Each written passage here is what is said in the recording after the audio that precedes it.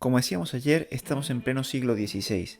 España se estaba expandiendo por América, descubriendo una riqueza abundante y sin igual. El resto de Europa miraba con envidia cómo los hispanos se hacían con todo aquello gracias a la bula papal Inter Caetera de 1493. En ella, los reyes católicos se aseguraron que cada una de las tierras e islas ya citadas, así las desconocidas como las hasta ahora descubiertas por vuestros enviados y las que se descubren adelante, que bajo el dominio de otros señores cristianos no estén constituidas en el tiempo presente. Sin embargo, el resto de europeos querían participar del pastel. Esto llevó, primero, a intentar comerciar y después a robar, comenzando así la proliferación de patentes de corso por toda Europa. Muchos de estos corsarios proceden de uno de los grandes enemigos de España a lo largo de su historia, y sí, hablamos de la pérfida de Albión, de Inglaterra. Hispanos e ingleses nos enfrentamos en numerosas guerras, pero la historia de hoy se dio en uno de esos raros momentos donde oficialmente había paz. Una paz tan frágil que cualquier acto podía desatar una guerra abierta entre los enemigos. Uno de los focos principales de dicha tensión era justamente la piratería y el contrabando auspiciado por la entonces reina de Inglaterra, Isabel. En 1562, 3 naos comerciales bajo el mando de Hawkins y Hampton zarparon de Inglaterra rumbo a Guinea. Antes de llegar a destino, hicieron una parada en Tenerife, donde los ingleses tenían un contacto, Pedro Ponte, quien les daría ideas por dónde empezar a comerciar en las Indias. Una vez tenían a los guineanos, cruzaron el Atlántico para recalar en la Española, actualmente Santo Domingo, donde logró vender a los esclavos y conseguir grandes beneficios. Una vez de vuelta en Inglaterra, Hawkins mostró a la reina Isabel el resultado de su expedición. Esta quedó fascinada, por lo que le prestó uno de sus mejores buques, el Jesús de Lübeck, para una segunda expedición. 2 años más tarde, los barcos ingleses siguieron la misma ruta. Tras recoger a 400 esclavos, se dirigieron a Borburata. Ante la negativa de los locales a comerciar, Hawkins mostró el Jesús de Lübeck con todos sus cañones listos para hablar. Aquello fue un argumento de peso para los locales que finalmente permitieron al inglés vender 140 esclavos. Cerrada la venta, se dirigieron a Curazao, donde tuvieron que secuestrar al alcalde y pedir un rescate por él, tras lo cual pusieron rumbo a Río Hacha, donde tuvieron que seguir el mismo método que Borburata.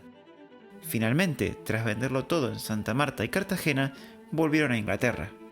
Los ingleses estaban exultantes, parecía que habían encontrado una forma de romper el monopolio de hispano, y la fórmula para conseguir grandes beneficios, por lo que decidieron aumentar la apuesta. En 1567 organizaron una nueva expedición de 6 buques. El Jesús de Lübeck de la Royal Navy a cargo de John Hawkins, el Minion con John Hampton, el William and John con Thomas Bolton y el Judith capitaneado por Francis Drake. Y otras 2 barcas pequeñas, el Ángel y el Swallow, atacaron y saquearon pequeños puertos y buques mercantes del Caribe, violando sistemáticamente la situación de paz entre Felipe II e Isabel I de Inglaterra. Esta violación es aún peor cuando pensamos que 2 de las naves de aquella flota, el Jesús de Lübeck y el Minion, eran propiedad de la reina, quien, junto a otros accionistas, participaba como socia en el negocio del contrabando y venta ilegal de esclavos. Tras un año de saquear haciendas, barcos mercantes y puertos españoles, contrabandear y traficar con esclavos en el mar Caribe, muchas veces obligando a la venta por medio de la fuerza, amenazando con disparar sobre las poblaciones si no se cerraba el trato. Los barcos estaban llenos de mercancías valiosas que les reportarían suculentos beneficios a los piratas y sus inversores. Sin embargo, la suerte se les acabaría pronto a los ingleses, ya que la flota fue azotada por un fuerte temporal cerca de Cuba. Esto los obligaba a buscar refugio para reparar algunos daños y sobre todo avituallarse para regresar a Inglaterra. El lugar elegido fue el puerto y fuerte San Juan de Ulúa, por ser el más cercano y porque habían sido informados de que por allí pasaría la flota de Indias. San Juan de Ulúa se ubicaba en lo que entonces era Nueva España, que en aquel momento estaba esperando su nuevo virrey, Martín Enríquez de Almanza.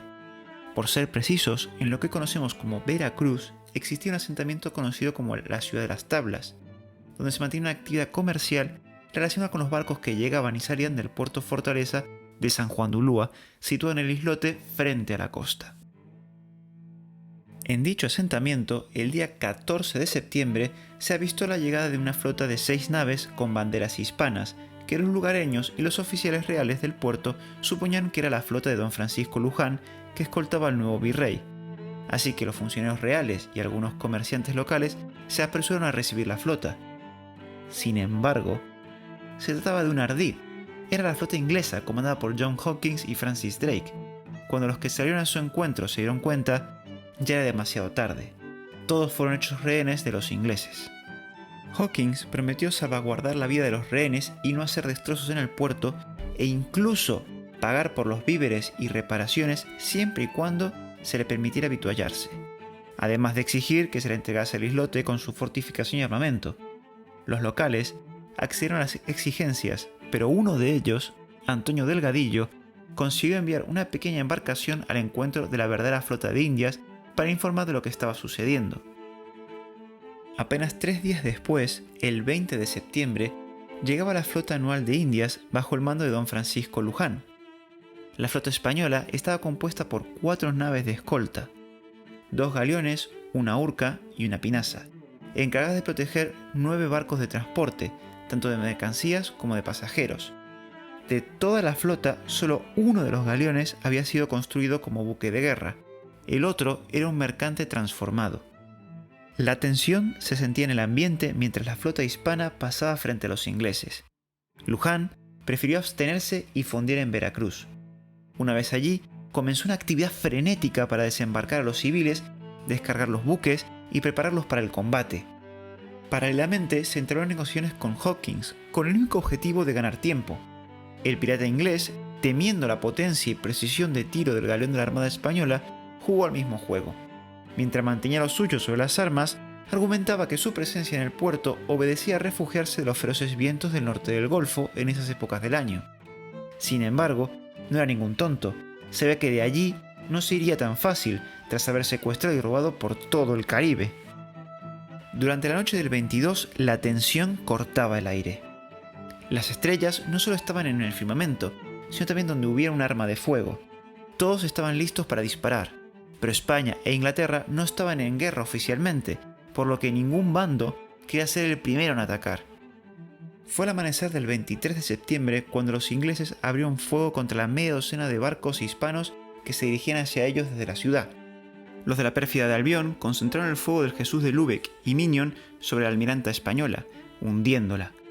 Los ingleses lo celebraron con vítores, sintiendo que la victoria estaba cerca con un éxito tan precoz.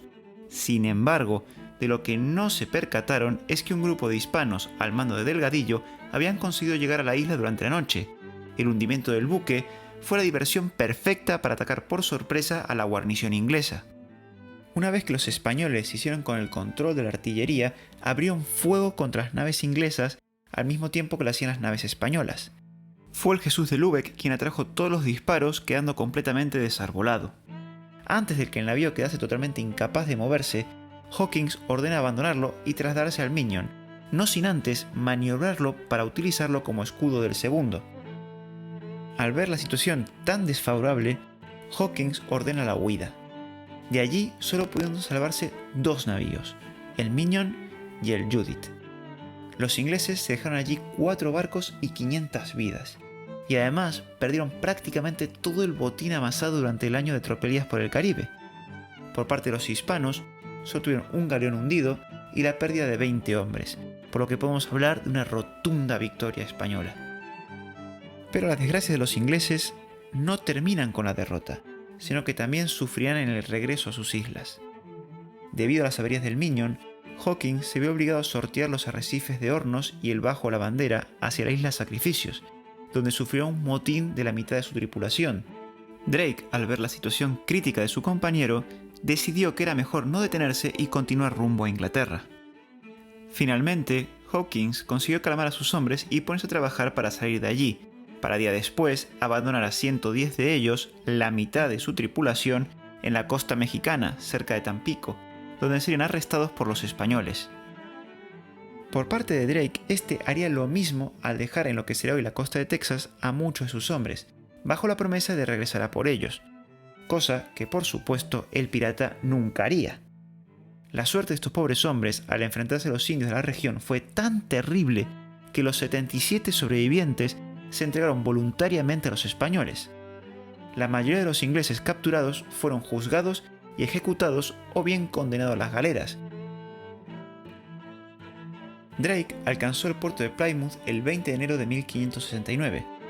Informó a la reina sobre el ataque a traición de los españoles y sobre la muerte de Hawkins.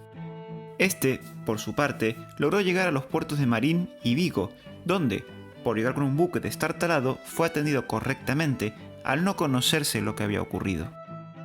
Para sorpresa de los ingleses, Hawkins resucitaría en febrero de 1569 cuando pisó costas inglesas junto a otros 15 sobrevivientes y confirmar la versión de Drake de los hechos. Era muchísimo mejor que admitir que habían sido responsables de perder todo lo conseguido y del bajel real. Por parte de los hispanos, cabe destacar que el gobierno del virrey Enríquez de Almanza daría al reino de Nueva España estabilidad y un creciente dinamismo. Cumplió con el encargo de Felipe II de dar una especial atención a la fundación de nuevos monasterios, hospitales y, sobre todo, colegios para la educación de las niñas mestizas e indígenas. Y hasta aquí la historia de hoy.